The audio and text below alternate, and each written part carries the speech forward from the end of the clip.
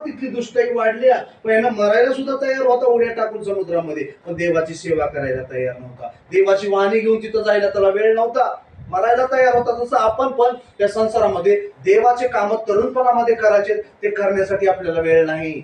आहे का वेळ? आहे का वेळ? म्हणजे 2025 मध्ये आपल्या हृदयामध्ये थोडं झाकून बघा.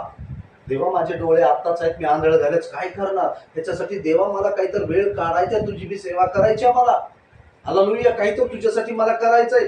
पैसा देतो म्हणजे सेवा नाही, की मला पण सुवार्ता कुठं तर गाजवायची, मला बी मजबूत व्हायचंय, वाढायचे देवामध्ये. जर मी आंधळे झाले तर काय सेवा करू? जेव्हा मी स्वर्गात येईन तेव्हा मला विचारतील माझ्यासाठी काय केलं. एकतर आत्मा जिंकलाच का, स्वतःच्या पोराचा जिंकलाच का, या स्वतःच्या पुरीचा जिंकलाच का, या स्वतःच्या नवऱ्याचा तर जिंकलाच का? हालेलुया, विचाराल का नाही? तिथं काय सांगणार? ऐकतच नव्हता.